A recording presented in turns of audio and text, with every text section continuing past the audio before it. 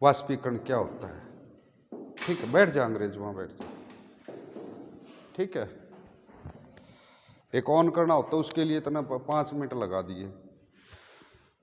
तो उसमें संघनन क्या होता है बताएगा अंकित?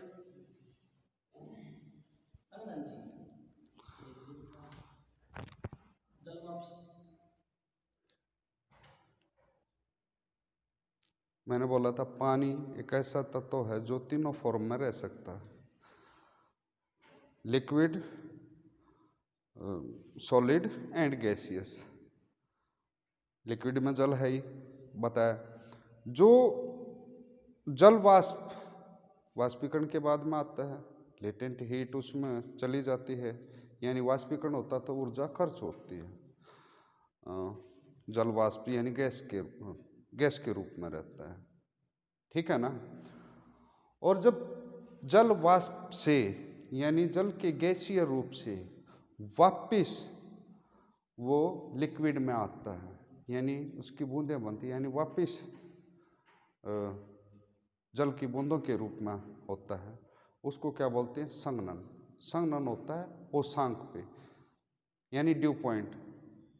ओसांक यानी जब हवा संतृप्त हो जाती है, यानी उसकी कैपेसिटी फुल हो जाती है, उससे आगे वो जल वाष्प धारण नहीं कर सकती, जल वाष्प धारण नहीं कर सकती।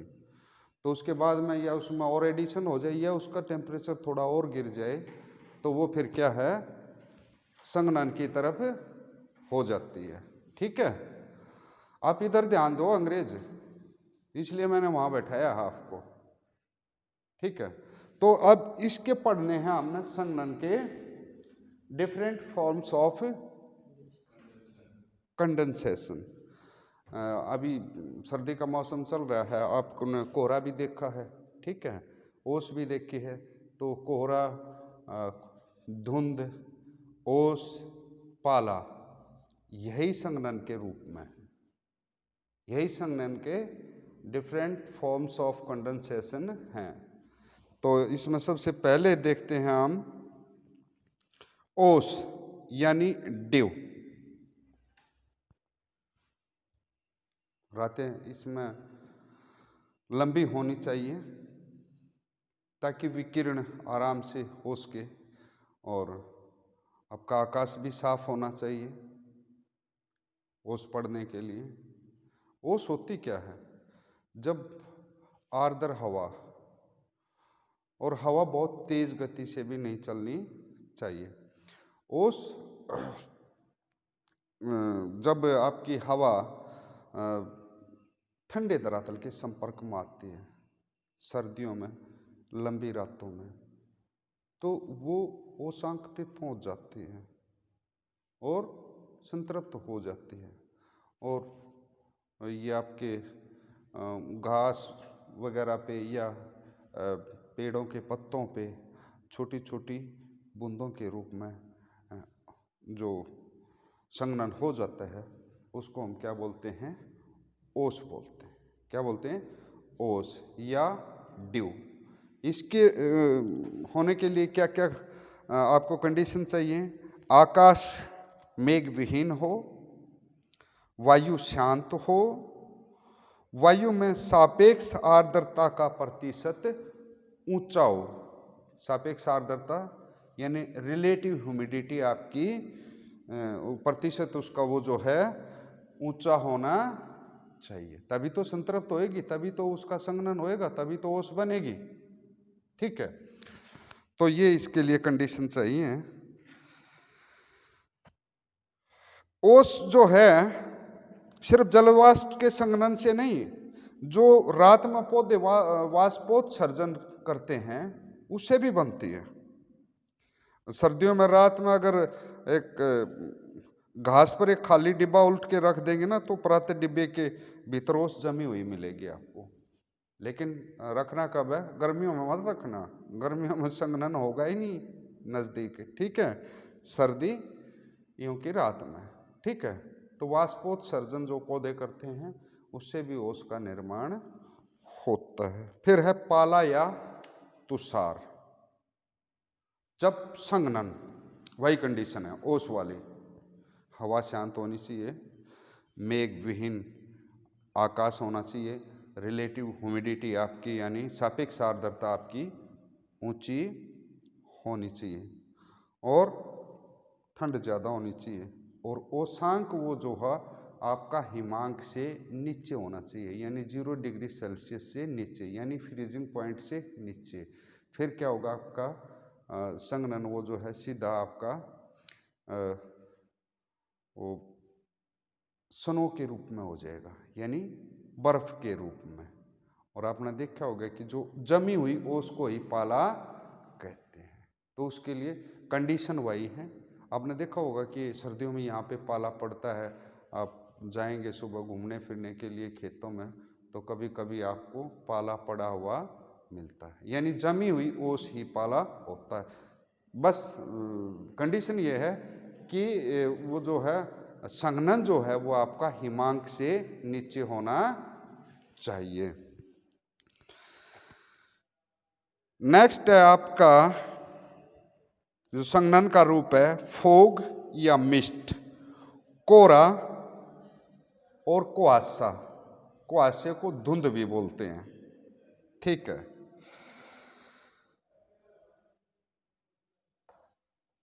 कोहरा और कुआसा वास्तव में बादल होते हैं, ये भी बादल हैं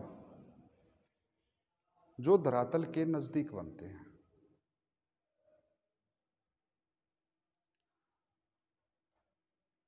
कंडीशन सेम है, ठंडी होनी चाहिए, सर्दियों की रात होनी चाहिए, और जो सस्पेंडेड पार्टिकल्स हैं मिट्टी जमीन से कुछ ऊपर यानी धरातल के साथ ही, उन पे जब संघनन हो जाता है ठंडी रातों में, लंबी रातों में,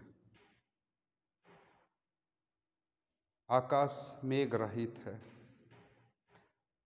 आपकी रिलेटिव ह्यूमिडिटी का परसेंटेज ऊंचा है, तो वही लटकते हुए जो हाइग्रोस्कोपिक छोटे छोटे आपके न्यूक्लियाई हैं उन्हीं पे जो है संघनन हो जाता है, जो कोहरे के रूप में छा जाता है। कोहरा क्या है? धरातल, एक तरह से बादल ही एक धरातल के नजदीक बना हुआ।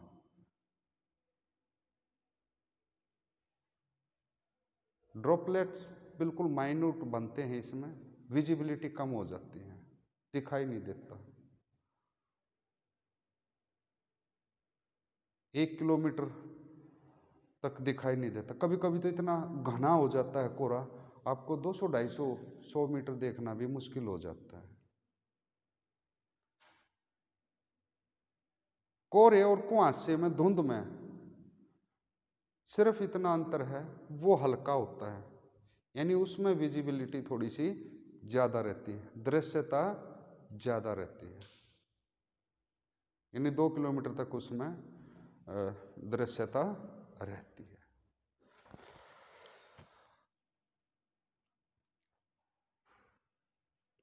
कोहरा घना होता है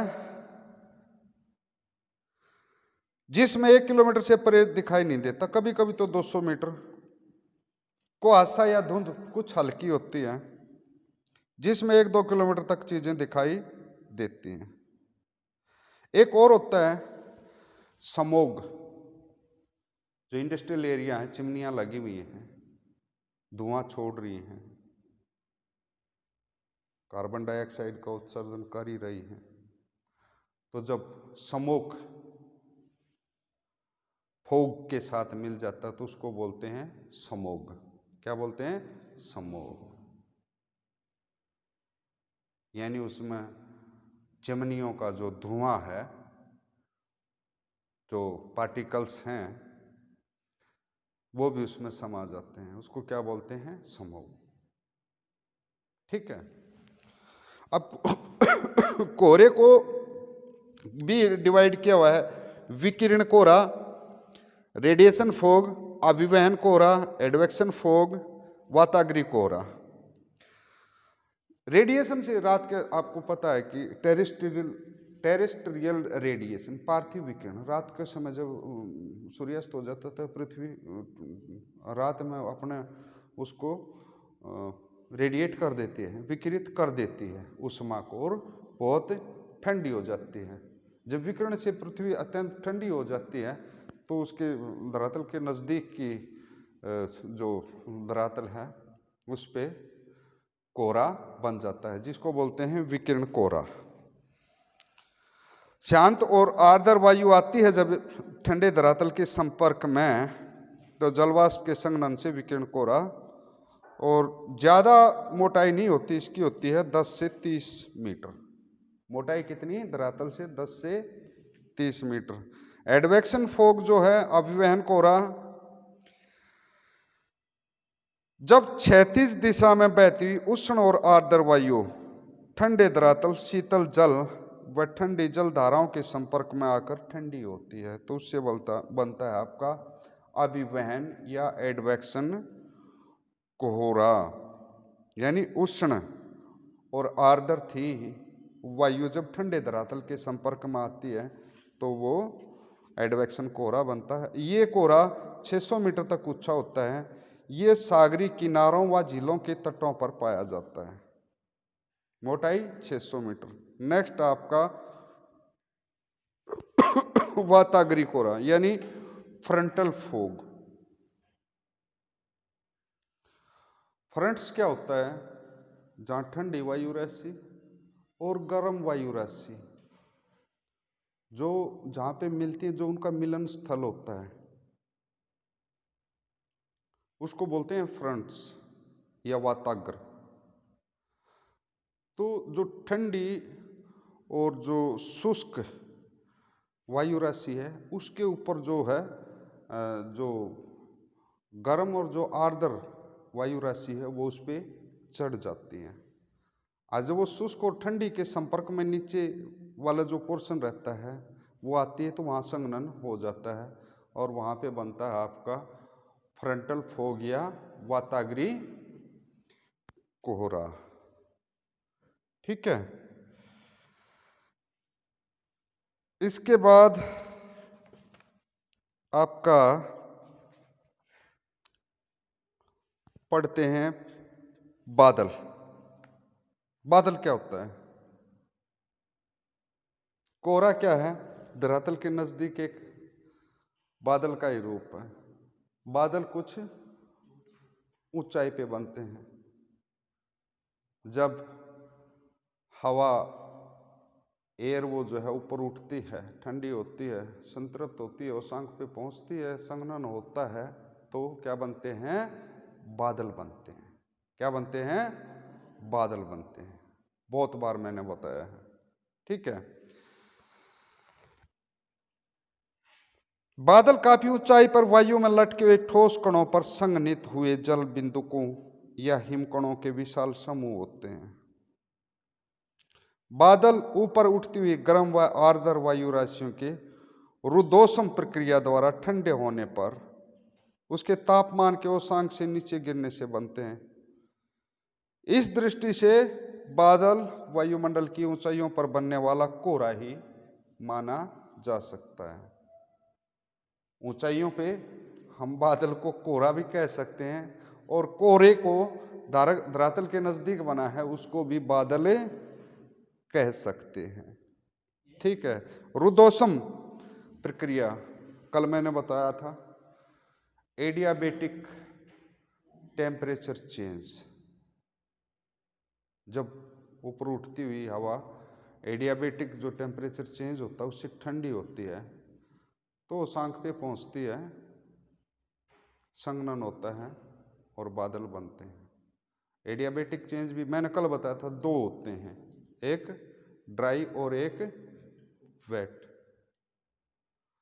अगर शुष्क वायु है ऊपर उठ रही है वो तो जल्दी ठंडी होगी, लेकिन जो आर्द्र जो वायु है वो ऊपर उठ रही है वो उससे तकरीबन आधे रेट से, यानी वो 1 किलोमीटर जाने पे 5 डिग्री सेल्सियस ठंडी होएगी और शुष्क वाली जो वायु राशि है वो 10 डिग्री 1 किलोमीटर के बाद में 10 डिग्री सेल्सियस उसका टेम्परेचर गिर जाएगा।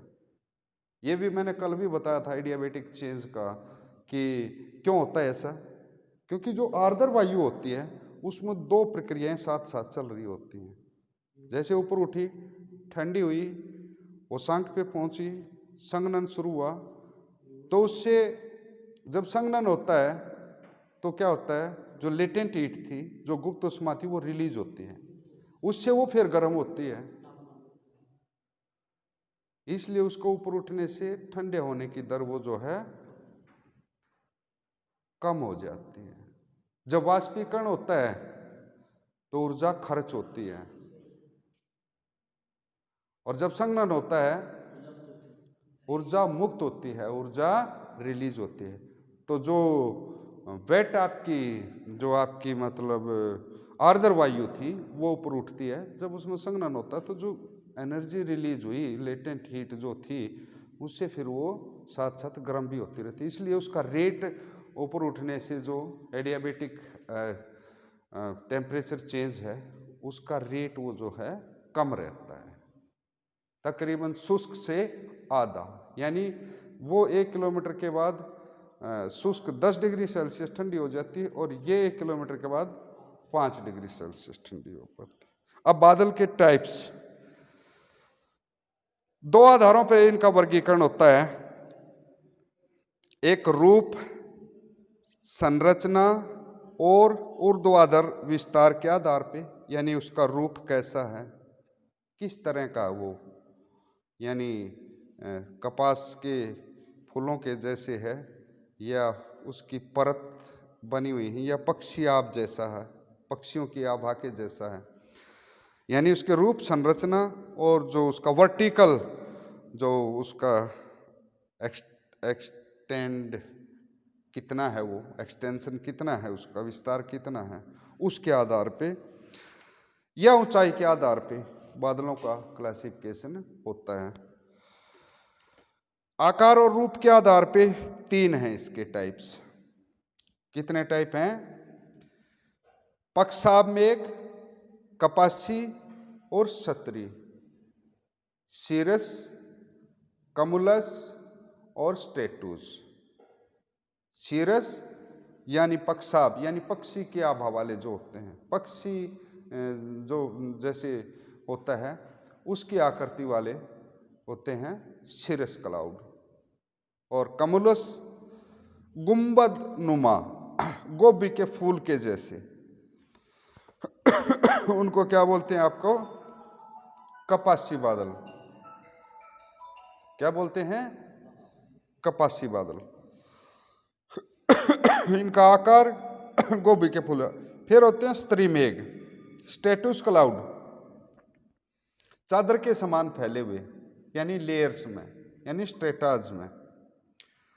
आकाश में दिखाई देने वाले सभी बादल इन 3 प्रकारों का कोई एक प्रकार या इनका मिश्रण हो सकते हैं। ऊंचाई के आधार पर 3 मुख्य वर्ग हैं। एक तो आकृति के आधार पे हो गया, अब ऊंचाई के आधार पे एक है आपका ऊंचे मेघ, एक है मध्यम मेघ, और तीसरा है निचले मेघ। ऊंचे मेघ, मध्यम मेघ और निचले मेघ, और इनके मिश्रण हैं ऊंचाइयों के आधार पर, उससे 10 टाइप बनते हैं। एक निचले मेघ, इसमें सत्री मेघ, वर्षा सत्री मेघ, वर्षा सत्री मेघ बारिश करते हैं, कपासी मेघ और सत्री कपासी मेघ तथा वर्षा कपासी मेघ, ये है निचले मेघ। और मध्यम ऊंचाई के मेघ मध्य सत्री मेघ तथा मध्य कपासी मेघ। ऊंचे मेघ में है आपके पक्षाभ मेघ, पक्षाभ स्त्री मेघ तथा पक्षाभ कपासी मेघ। इनकी जो खास, जैसे आपका निम्बोस्टेटस यानी वर्षा सत्री है, इनसे बारिश होती है। क्या होती है? बारिश होती है। कुमुलोनिम्बस जो है कपासी वर्षी मेघ, इससे बारिश होती है। और सीरोस्टेटस पक्षाभ सत्री जो ऊंचे मेघ हैं, वो से सूर्य और चंद्रमा के चारों ओर होलोज बनते हैं, यानी प्रभामंडल बनते हैं। ये पॉइंट्स पूछे जाते हैं, इनको ध्यान रखना। बाकी